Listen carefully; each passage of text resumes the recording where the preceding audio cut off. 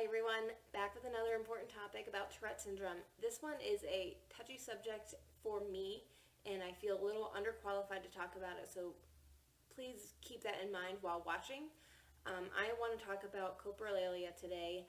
I apologize, I have a hard time saying the word too, but this is the swearing disorder that everybody seems to think every single person with Tourette syndrome has, when the truth is only about 10% of people with Tourette syndrome has it, and those that do have it, it's not as fun or as funny or as cool as everybody seems to think it is, and I think that's why it's so important to talk about and not to sweep under the rug, and this is the stigma that we are trying to break, so I need to talk about it.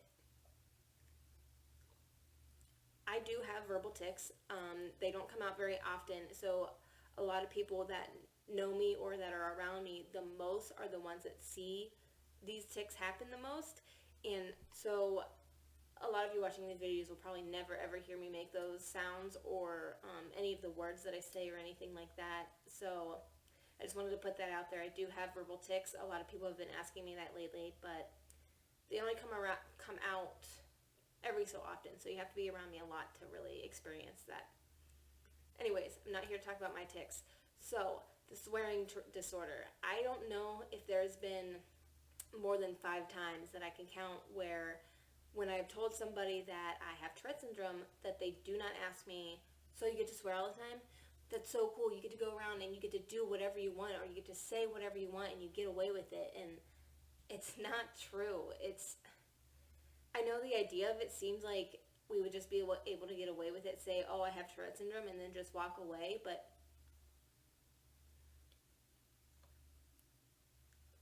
But today, especially in today's day and age, people don't react to that in a kind way all the time, and it's a shame, but it's true. People think that when we're saying these swear words or when we're doing these obscene things or saying these things, they seem like they're on purpose. They seem like there's no way that you have no control over it. And coming from somebody that, or being in the mind of somebody that has had control of their entire body, their mind, their mouth, the words they make, the sounds they make, yeah, it seems impossible that somebody you're talking to has no control over what's the thoughts coming out of their mouth. But at the end of the day, that's what it is. And if you really sat down and talked to these people, got to know them, and really understood what their life is like, you wouldn't think it's cool anymore. You wouldn't think it's funny. And you most certainly would understand that they don't just get away with whatever they want to say.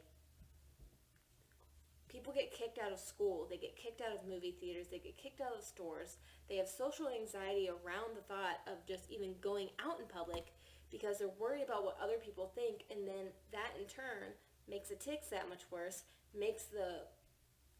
could possibly make the vulgarness of it that much worse, and it's a really vicious cycle that it's really hard for people, and a lot of people living without Tourette syndrome I don't think they understand that part of it, and it's really hard to explain to somebody that it's out of your control when that other person on the other side is not reciprocating any type of empathy or sympathy, and they just don't want to listen to you. So they don't get away with anything, and it's really hard. Think about something that think about a time where, at least this happened for me, I don't know, maybe it was just me, but think about a time when you're in a classroom or in a quiet situation, the person next to you starts coughing, or they cough, let out clear their throat a little bit. You always have that urge that you think that you need to cough now too, or you want to clear your throat now too, but you don't want to do it because you don't want to seem like you're mimicking the person next to you.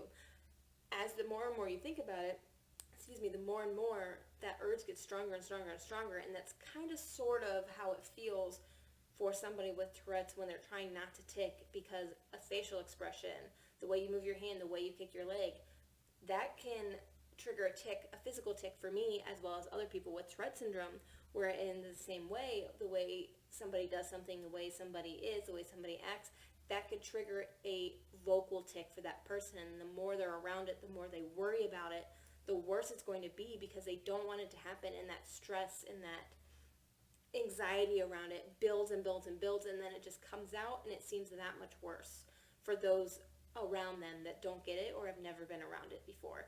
And that's why it's so important to listen to people. It's so important to believe them and not to make the situation and escalate the situation that much worse. So I don't know about you, but it's really hard to think that you can't even go and get your groceries for the day without somebody making a big scene about you. And then when it's a medical condition that you've been fighting and struggling to live with your whole life, and then you can't just do this one simple task without somebody leaving you alone. It's heartbreaking to me, and it's time that it ends. Yesterday I put out a thing on my Twitter asking those with coprolalia to tell me about what they want people to know about it, and I got 3 really good responses. I'm going to share them with you today. I'm not going to use any names just in case, but I wanted to share them with you. 2 people shared with me what their kids would think about them or do think about them. One told me that it's the most horrifying tic that my daughter experienced. We learned its duration shortened if she fretted about it less. Again, with the social anxiety or the anxiety and the stress of that building up. The less you worry about it, the better you're going to feel.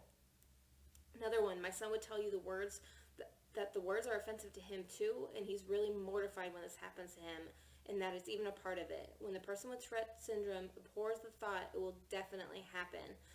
The more neutral the word is, the less likely it is to be expressed, at least for him.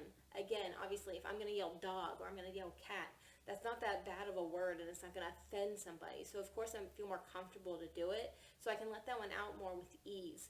If I'm going to say an offensive word, or if I'm somebody with Tourette syndrome that feels that offensive thought coming, if they even have the opportunity to think about that word coming, sorry.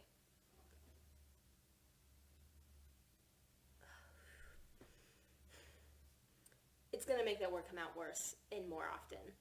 A third one that I got that was really good is it's not always swear words. Lots of things fall under the inappropriate aspect of coprolalia. Also, just how little control anyone has over what they say. You don't sound out a word or think, what does no sound like? You think it and the words happen automatically. Same for every single other person out there. That was a very good description of it. When I'm about to talk to you, like what I'm saying right now, I'm not thinking these words first in my head, and then I'm taking the time to think about it, process it, wonder if it's the right thing to say, and then say it. It just happens. Most people have at least a little bit of a filter. They're not going to just yell things, and it's not necessarily, and it's not even about having a filter. It's just about having control, and it's something that we don't have, and it's something that we have never had, and we just need people to understand that part of it. It's not they're in their control. It's not that they're trying to be offensive. They're offended by what they say too, and it hurts them too, and they don't want to say those things, and they don't want to hurt anybody. In your reaction to it, your jokes, and you're laughing at it, and you're pushing it under the rug like it's some kind of funny thing and awesome thing to have, doesn't help us in our fight. Yeah, we can't get mad about every little joke that's made. We can't live our lives in misery because of it, but we need help, and we need to stand together in fighting this stigma, and we need to spread awareness, and that's what I'm doing with these videos. I really hope that I did a somewhat okay job about explaining what this is like for people with coprolalia, because again, I'm coming from a place that somebody that doesn't have it. I mainly have physical tics, and in these videos you guys don't see them that often because I'm so concentrated on what I'm saying. My tics happen as soon as I turn that camera off, and people have asked me to do videos on bad tic days, but I'm sorry, it's just not the first thought that comes in my head when I'm having a bad day. So I don't know if that's ever really going to happen. I apologize. But anyways, not the point of this video. I hope you guys enjoyed it. I hope it gave you somewhat of an outlook and opened your mind a little bit as to what the swearing part of Tourette syndrome is and what it really is. Please, if you have any other questions about Tourette syndrome at all, if there's any other topics that you want to see me cover, do not hesitate to ask. I will gladly make another video about it. I am getting better about making these videos every single week. So please shoot me a message, write a comment. Don't forget to like and subscribe to my page, and I'll see you guys next time.